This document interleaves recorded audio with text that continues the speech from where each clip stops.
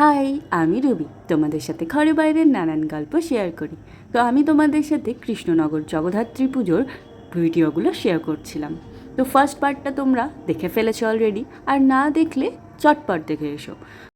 একদিনে এতগুলো ঠাকুর দেখলে সেটা কি একটা ভিডিওতে কমপ্লিট করা যায়? তাই এই পার্টটা।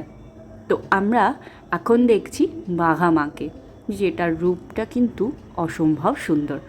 বুড়িমা, মেজমা সবার পাশাপাশি বাঘা মাও কিন্তু খুব ফেমাস।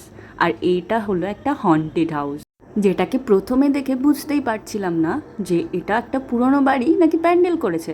ভেতরে ঢুকে তারপর বুঝতে পারি। তো ওখান থেকে বেরিয়ে একটা আইসক্রিম হাতে নিয়ে আবার চলছি লাস্ট একটা প্যান্ডেল দেখতে, যেটা খুব ফেমাস হয়েছে এবার, আর এটা ফার্স্টও হয়েছে, যেটা হলো দুধসাগর। সত্যিই সুন্দর হয়েছে, ফার্স্ট হওয়ার মতোই প্যান্ডেল। চারিদিকটা গাছপালা দিয়ে খুব সুন্দর করে সাজিয়েছে। আর তার সাথে এই ওয়াটারফলসটা, যেটা দেখতেও কিন্তু একদম অরিজিনাল লাগছে।